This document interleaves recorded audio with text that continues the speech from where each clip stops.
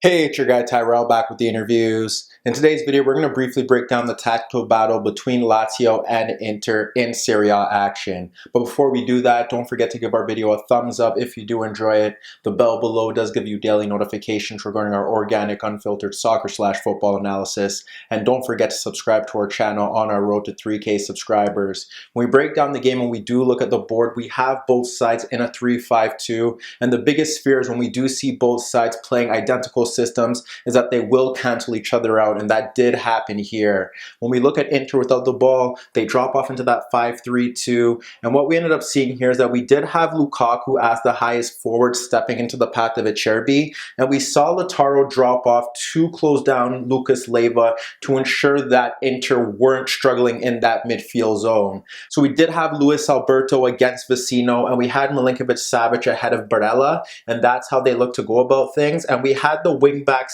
battling the wingbacks on both sides of the pitch. So the wingbacks closed down the wingbacks. We had Lautaro sitting on Lucas Leiva, and then the midfield shuttlers would battle amongst each other here. What we also saw from Inter is that we did see the shuttlers push out to the center backs, and what ended up happening there is that we had Vecino shifting out to Radu, and if he shifted out to Radu, then there would be Brozovic's task to step into the path of Luis Alberto and vice versa. You have Barella stepping into the path of Luis Felipe, then Brozovic would have to step into the path of Milinkovic-Savic to close him down. And the only other time we would see the shuttlers shift out of position is when they did look to close down the wingbacks, if we ended up seeing Candreva and Ashley Young drop off a bit deeper. And in that case, we would have Vecino stepping out into the path of Johnny, and then Brozovic would be stepping into the path of Luis Alberto and vice versa. But we rarely saw that because we did have the wingbacks occupying the wingbacks.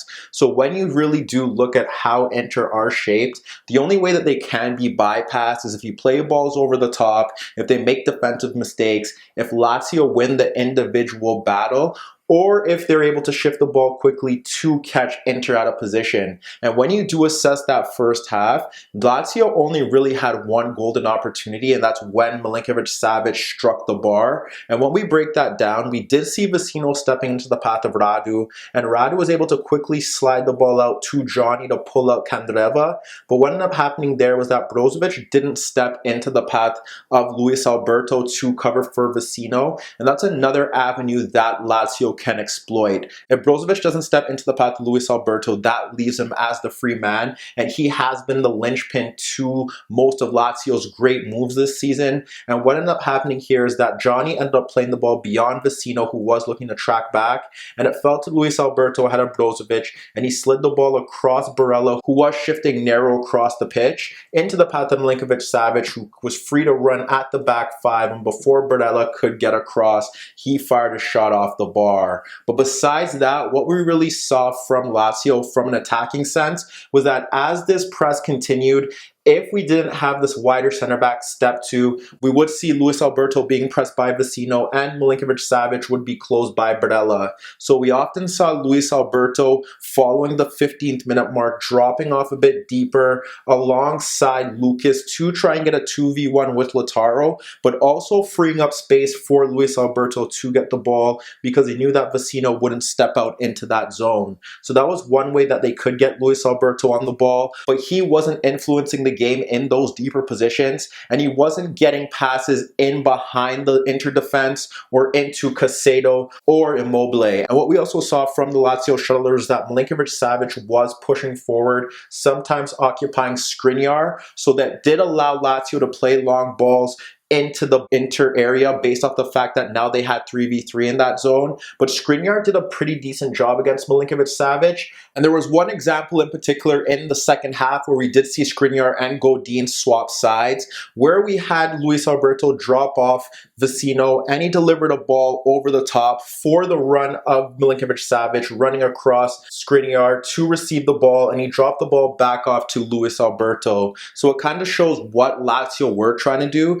have Milinkovic-Savic make forward runs into that box, occupy the center back to free up space for his teammates.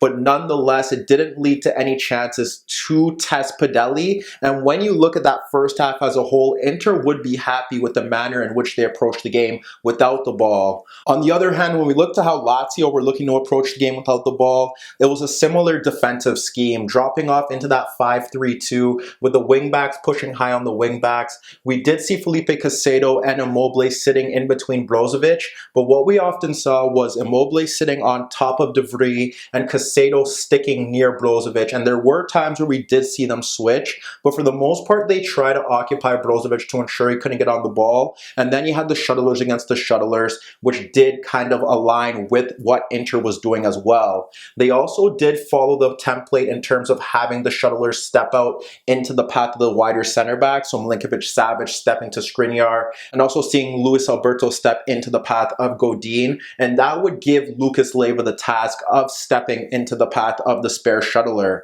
But when we look at how Inter were looking to attack, Lukaku did a very good job of posting up all the center backs when he did look to check in, and he was being a handful for that Lazio backline. Nonetheless, when you look at Inter's midfielders, if you have Brozovic marked out of the game, you end up seeing Barella, who is good on the ball, but he does play safe conservative passes and doesn't really offer much in terms of guile in that final third. And Vecino offers you a third man running by breaking forward. So the manner in which Inter were going to look to get beyond Lazio's defense was to win individual battles or pounce on defensive mistakes. And we did see Inter get into the better positions in that first half. When we look to one example, what we end up seeing here is Skriniar pushing forward, and he's able to shift the ball out into Vecino, shifting into the right channel and pulling out Luis Alberto. When Vecino gets the ball, he ends up playing it into Lukaku, who is posted up ahead of Radu. And when he backs into Radu, he also locates the run of Candreva off of Johnny. So he ends up directing that ball into the path of Candreva, breaking into right half space. And with the Cherby coming across, it allows Lautaro to break into the box. But when Candreva pulls that ball back, we end up seeing Luis Felipe poke the ball away to ensure that Lautaro can't get a point-blank range shot on goal. Later on, we did see Inter break in transition that ended up stemming from Lautaro, who was able to poke the ball away from Lucas Leiva. And what ended up happening here is we ended up seeing Brozovic scoop the ball over Luis Alberto, and it ended up falling into the path of Lukaku, who was dropping off of Acerbi. But what he was able to do is that he's able to guide the ball away from Acerbi, who did fall down, and it fell into the path of Brozovic, who ignited a 3v2 break with Vecino pushing forward against Luis Felipe and Radu. And in that 3v2 break, we ended up seeing Brozovic slide the ball off to Lukaku across Luis Felipe, but Lukaku fired his first time effort on goal that was pushed away by Strakosha. But we see them get on the break, they bypass Luis Alberto and Lucas Leiva, and Lukaku once again with his back to goal was able to get a midfield runner involved, and that led to an Inter chance. And even when we look to the build up to Inter's goal, once again it stems from a break that should be avoided, with Lazio putting too many men forward and Inter making the most of their advantage. It stems from a quick throw in Luis Alberto into the path of Johnny, and Johnny delivers a cross through that 18-yard box that ends up bypassing both strikers, Milinkovic-Savic pushing forward and Marusic, to fall into the path of Ashley Young. Ashley Young's now able to break forward with no wing back in his presence, and he ends up sliding the ball across Lucas Leiva, shifting across, and it also bypasses Vecino and Brozovic into the path of Candreva, who, like I said, is able to break forward because Johnny was taken out of the play. So now we have Candreva running at Radu, and before Radu can step towards him, he fires a shot on goal that Strakosha does push away, but it ends up falling into the path of Ashley Young just ahead of Marusic, and he's able to fire the rebound into the net. And when you break down that first half as a whole, both sides with similar shapes, but what we ended up seeing there was the fact that Inter were more organized and disciplined, and they did a better job of stifling Lazio's key players, whereas Lazio made some mistakes as they looked to stop Inter from pushing forward, and it allowed Inter to get into good positions, and frankly, they should have done a bit better in those zones to build on their lead. So when we looked at the second half, we were expecting some sort of tactical shift from Lazio, but initially we did see it from Inter,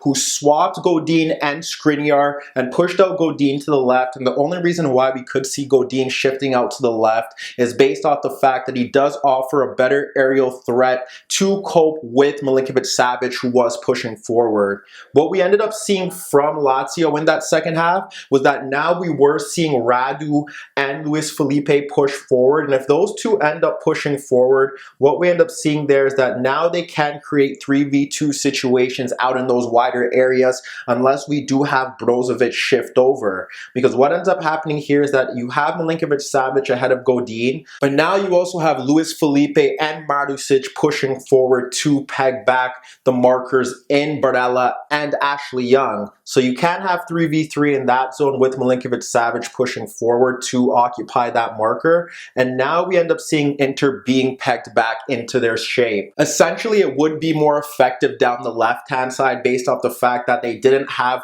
any midfield runners pushing forward into the path of Skriniar, but you did have a striker in between those zones, whether it be Immobile or it be Felipe Caicedo. You have De Vrij and you also have Skriniar being taken out of the game. So if you have Radu and Johnny pushing forward, that does leave space for Luis Alberto if he drops off a bit deeper, or it frees up space for one of the Lazio players because you have a 3v2 unless Brozovic does shift over to occupy that zone.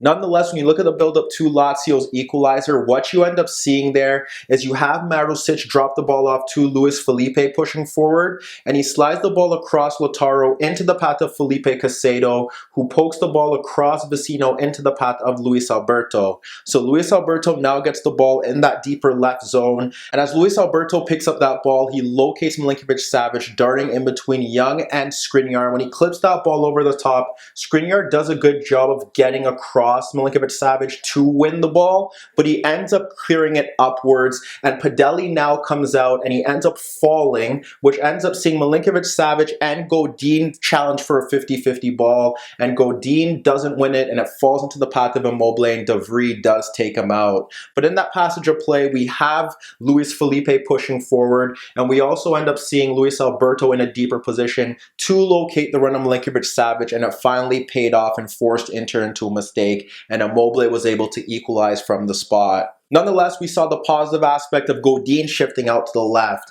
He was able to push forward past Immobile, and he ended up splitting Lucas and Marusic, who was pushed up towards Young, to find Lautaro ahead of Luis Felipe. And with Lucas and Luis Felipe looking to close down Lautaro, Lautaro was able to split those two markers and run across towards the box to end up splitting Lucas and Acerbi for Lukaku, making a darting run into left half space. But Acerbi tracked the run well and made a vital block to ensure that Lukaku couldn't test Strakosha. Shortly after that, we eventually saw Inzaghi turn to his bench, bringing on Correa for Felipe Caicedo and Lazzari for Johnny, which ended up seeing Marusic switch out to the left-hand side. And in the build-up to Lazio's winner, we ended up seeing the center-backs push forward to peg back Inter's backline by making overlapping runs. Initially, we did see Marusic ahead of Candreva and Vecino shifting over, and he ended up switching the ball into the path of Lazzari, which ended up seeing Luis Felipe make an overlapping run to take Young out of the game, and we had Luis Felipe running at Barella because Savic was dropping off on Godin,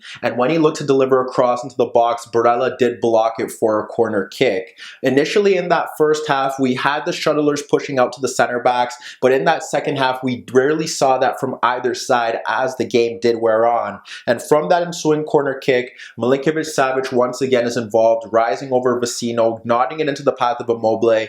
Brozovic is able to block his effort off the line, but Vecino's unable to clear the ball, and he pokes it into Milinkovic-Savic, who rolls it to his left-hand side away from Lukaku and fires a shot beyond the keeper. Eventually, we did see Conte turn to his bench, bringing on Eriksen for Brozovic, and turning to Victor Moses for Candreva to try and introduce more attacking impetus to his attack. It was a bit odd that it took him 75 minutes to do that. Nonetheless, we saw Inter shift into more of a 3-4-1-2 with Eriksen behind the strikers. And when you really look at that, you have Eriksen getting a shot on goal from distance, which shows his influence instantly because we didn't get that from Barella or Vecino, and eventually it did lead to Inzaghi bringing on Cataldi for Lucas. We did see Immobile waste a golden opportunity in a 1v1 with Padelli, and Conte's last chance to save the game saw him bring on Alexis Sanchez for Godin, which puts Barella into a right center back role, Eriksen into midfield, and Alexis behind the strikers. And we did see Inter get one golden opportunity following some poor play out of the back involving Alexis's press, which eventually led to Strakosha and Lautaro challenging each other for a loose ball, and ended up going beyond Cataldi into Alexis, who found Eriksen towards the edge of the box, and Eriksen poked that loose ball into the path of Lukaku. But when Lukaku broke free in that right half space, once again his shot was denied by Acerbi. When you break down that game as a whole, Inter got into better positions in that opening half,